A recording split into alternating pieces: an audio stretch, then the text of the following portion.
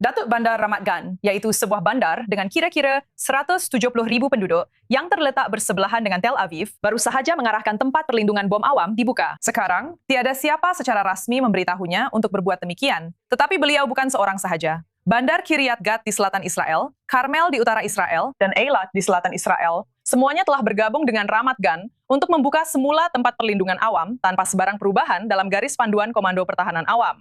Jadi, tiada amaran nasional yang dinaikkan. Ini hanyalah pihak berkuasa tempatan yang pada dasarnya membuat keputusan sendiri. Tetapi memandangkan Amerika Syarikat telah menyerang Iran selama 12 malam berturut-turut, dan Iran secara terang-terangan mengancam untuk menyerang Israel, orang ramai memberi perhatian yang sangat teliti terhadap perkara ini. Sudah tentu, kita juga melihat ancaman terbaru daripada Trump yang disampaikan kepada Axios, bahwa serangan besar-besaran ke atas Republik Islam Iran nampaknya sedang dipertimbangkan oleh Amerika Syarikat sekarang. Saya ingin beralih kepada tetamu kita di studio. Kita ada banyak perkara untuk dibincangkan di sini. Kita ada penganalisis hal ehwal antara bangsa kita, dan Perry bersama kita, penganalisis keselamatan dan host laporan Ross Handler, Yakov Lapin, dan sudah tentu wartawan kanan kita, Owen Alterman. Selamat datang kepada Anda semua. Baiklah, jadi saya rasa kita sudah tentu perlu berbincang sedikit tentang pertimbangan Israel sebelum kita membincangkan komen yang kita dengar daripada Presiden Amerika. Yakov, saya ingin beralih kepada Anda. Apa pendapat Anda tentang keputusan oleh bandar-bandar Israel ini? Dan sudah tentu, bukan semua, tetapi pastinya, Anda tahu, Ramat Gan ialah pusat penduduk yang besar, dan pembukaan semula tempat perlindungan bom di sana memang penting. Dan bagaimana Anda rasa rakyat Israel melihat perkara ini? Saya tidak akan terlalu memikirkannya. Sudah tentu Majlis Perbandaran ini mengambil bahagian dalam penilaian berterusan bersama dengan Komando Pertahanan Awam IDF. Jadi mereka mungkin telah mendengar bahawa terdapat peningkatan dalam kesiapsiagaan dan kewaspadaan. Dan daripada itu, mereka telah membuat keputusan sendiri. Pada akhirnya, apa yang dilakukan oleh Komando Pertahanan Awam IDF itulah yang benar-benar memberi kita isyarat terbesar. Dan kita berada dalam keadaan seperti biasa, dan saya rasa begitulah rakyat Israel harus bertindak. Kita tidak perlu menambah kesiapsiagaan dan melampaui apa yang diberitahu oleh Komando Pertahanan Awam IDF kepada kita.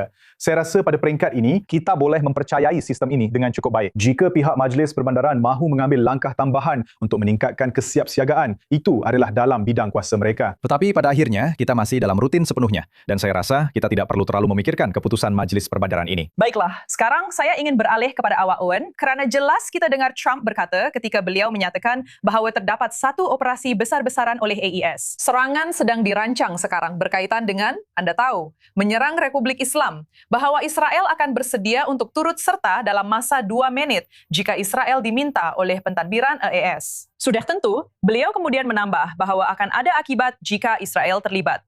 Apa pendapat awak tentang perkara itu? Lihat, saya rasa anggapan yang sedang digunakan di sini, Natasha, seperti yang kita semua tahu, ialah Israel sebenarnya sangat gembira untuk terlibat dan hanya ditahan oleh gencatan senjata serta tidak mahu mengikuti dasar gencatan senjata. Dan sekurang-kurangnya, mereka mahu melaksanakan doktrin mowing the lawn terhadap Iran dan cuba menyebabkan sebanyak mungkin kerosakan ke atas program nuklear Iran serta aset ketenteraan Iran tanpa mempunyai cita-cita yang lebih besar, iaitu untuk menukar rejim. Dan Israel akan gembira dan sangat bersedia untuk melaksanakan objektif yang lebih terhad seperti itu. Dan persepsinya ialah Amerika Syarikat yang menghalang Israel. Jadi adalah masuk akal jika Donald Trump memberikan lampu hijau kepada kerajaan Israel dan tentera Israel akan dengan gembira turut serta. Dan rakyat Israel di seluruh spektrum politik, walaupun dengan pilihan raya yang semakin hampir, akan gembira untuk melihat perkara itu berlaku. Betul. Baiklah, dan saya harus katakan, maksud saya, Anda tak dapat elak daripada rasa bahawa ini hanyalah, sekali lagi, retorik yang cuba memuaskan semua pihak, betul? Menyatakan bahawa Israel akan terlibat, tetapi akan ada akibatnya. Itu jelas. Maksud saya rasa boleh dianggap ada sejenis message kepada Republik Islam di situ, Anda tahu. Kami sedang cuba menghalang Israel daripada terlibat, tetapi itu boleh berubah. Sudah tentu, saya ingin bercakap tentang, Anda tahu, ancaman untuk menyerang semua sekutu Amerika di rantau ini. Bukan hanya negara Teluk, bukan hanya negara Arab yang mempunyai pangkalan IRS mereka. Adakah Anda menjangkakan, adakah Anda fikir, ada kemungkinan di mana kita akan melihat sekutu-sekutu itu terlibat dalam pertarungan ini pada ketika itu? Mungkin. Ya, terutamanya jika perang kali ini berbeza dengan apa yang semua orang katakan tentang memotong rumput. Jika ia kelihatan seperti perang habis-habisan untuk menjatuhkan rejim itu, saya boleh bayangkan mereka akan turut serta, terutamanya Emirat Arab Bersatu, yang sebenarnya mempunyai tentera yang mantap. Tapi bukan itu saja. Arab Saudi, yang banyak diperkatakan kebelakangan ini, berkemungkinan boleh menyertai. Saya rasa mereka tidak mahu seperti mana Israel mahu. Mereka lebih suka menjauhkan diri. Dan saya rasa mereka tidak mahu peperangan disambung semula kerana negara-negara ini tidak berminat dengan sebarang operasi memotong rumput. Mereka berminat untuk melihat rejim itu lenyap. Dan jika rejim itu tidak lenyap atau tidak mengubah caranya sepenuhnya, kedua-duanya nampaknya tidak akan berlaku. Maka saya rasa mereka bersedia untuk menyerah kalah dalam satu bentuk tertentu, malangnya. Saya rasa kita perlu berundur sedikit dan ingat bahawa doktrin ketenteraan Israel sepanjang zaman sentiasa selain tidak mendedahkan kawasan awamnya. Kerana negara itu kecil dan ia adalah sebuah demokrasi. Dan negara demokrasi tidak mampu bertahan dengan kerosakan berpanjangan kepada rakyat awam. Untuk menjadikannya ringkas, jelas, tegas, dan pantas. Perang 6 hari adalah kemuncak kepada perkara ini. Tetapi sebenarnya hampir setiap peperangan adalah lebih kurang mengikut garis panduan tersebut. Dan ia benar-benar menjadi satu doktrin. Hari ini kita bercakap tentang doktrin lain, yaitu menduduki sebagian wilayah negara lain sebagai zon penampan. Itulah doktrin Israel. Apabila saya mendengar tentang keinginan Netanyahu untuk memulakan semula perang, dan sudah tentu di latar belakang terdapat semua syakwa sangka tentang bagaimana politik berkaitan dengan perkara itu. Dan apabila saya mendengar perbincangan tentang mowing the lawn, apa yang saya lihat ialah rakyat Israel menghabiskan lagi 4 minggu, 8 minggu di dalam tempat pelindungan bom. Lebih banyak kerosakan, lebih banyak kehilangan nyawa di Israel. Untuk apa? Tanpa sebaran hasil yang menentukan. Jadi apabila Trump berkata serangan besar-besaran, Awak tahu, saya agak suka kerana mungkin dia akhirnya faham bahawa perang peletihan memihak kepada para jihadis. Perang peletihan memihak kepada negara-negara yang tidak peduli tentang penduduk mereka. tidak peduli jika mereka menderita, jika mereka mati, jika ekonomi mereka musnah. Mereka boleh lakukan apa sahaja kerana pendapat umum tidak penting. Dalam kes Israel, ia memang penting dan sepatutnya begitu. Jadi persoalannya, apa sebenarnya yang dirancang?